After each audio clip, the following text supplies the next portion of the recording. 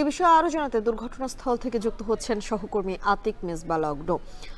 লগ্ন একটু জানাবেন আগুন পুরোপুরি নিয়ন্ত্রণে এসেছে কিনা এবং নতুন করে আর কারো মরদেহ উদ্ধার করা হয়েছে কিনা, কিংবা ভেতরে এখনো পর্যন্ত কেউ আটকে আছেন কিনা। ফায়ার সার্ভিস সর্বশেষ গণমাধ্যমে কি তথ্য জানিয়েছে?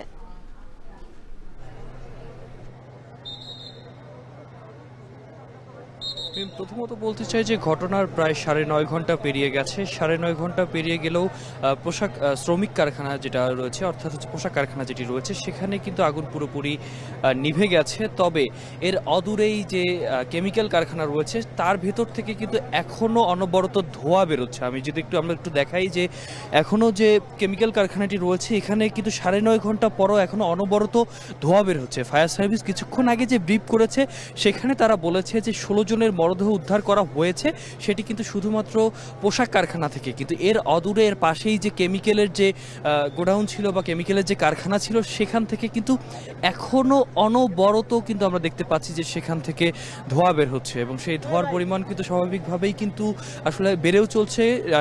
অনিয়মিতভাবে সেই পরিমাণটা আসলে সরে যাচ্ছে।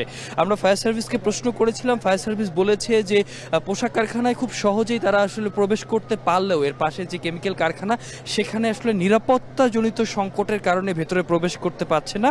তারা বলেছিল যে বিশেষ প্রযুক্তির মাধ্যমে তারা সেখানে প্রবেশ করতে চায় এবং সেখানে আসলে ভেতরে কি ঘটছে তারপর আসলে সেখানে তারা উদ্ধার কার্যক্রম চালাতে চায়। আরেকটি বিষয় বলতে চাই, আর কিছুক্ষণ আগে যখন ফায়ার সার্ভিসের পক্ষ থেকে 16 জন নিহত হওয়ার একটি সংবাদ দেওয়া হয়েছিল তখন তারা বলেছিল যে বেশ কিছুদিন আগে গাজীপুরে একটি দুর্ঘটনার পরে আসলে সেখানে যারা উদ্ধারকর্মী ছিল তাদের নিহত হওয়ার সংবাদ পাওয়া গেছে এবং এজন্যই আসলে বর্তমানে আসলে তারা ভেতরে প্রবেশ করে কোনোভাবেই আসলে কেমিক্যালের যে কারখানা রয়েছে তার ভেতরে প্রবেশ করে প্রাণনাশের ঝুঁকি নিতে নারাজ।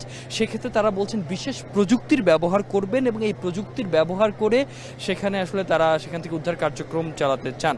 এবং আরেকটি বিষয় একটু জানিয়ে রাখি, যেহেতু ভেতরে কেমিক্যাল রয়েছে, বলেছে 5 থেকে 6 ধরনের কেমিক্যাল রয়েছে এবং কেমিক্যাল যেহেতু বিভিন্ন সময় বিভিন্নভাবে বিভিন্ন ধরনের আচরণ করতে পারে সেক্ষেত্রে একটা ঝুঁকির সম্ভাবনা রয়েছে এবং সেই কেমিক্যাল থেকে আসলে কোন ধরনের আলামত রয়েছে সেটা আসলে কিভাবে ঝুঁকিতে ফেলতে পারে সেই শঙ্কার জায়গা থেকে কিন্তু এই মুহূর্তে এই ধোঁয়া যে উঠছে তাই তারা এখন প্রবেশ করতে আপাতত তারা প্রবেশ করতে পারছে না। এবং আরেকটি বিষয় বলতে চাই, এখানে বেশ কিছু অভিযোগ তুলেছে। নেপথ্যের কারণ সম্পর্কে সিআইডির একটি টিম কাজ করছে, সেই তথ্য আমরা পেয়েছি। তবে একটি তথ্য দিয়েছে আমাদেরকে ফায়ার সার্ভিস, সেটি হচ্ছে যে গার্মেন্ট ছিল, অর্থাৎ যে পোশাক কারখানা ছিল তার যে ছাদ রয়েছে সেখানে কিন্তু আসলে যে প্রবেশ বা বহিরাগমনের জন্য যে পথ ছিল সেটি আসলে বন্ধ ছিল।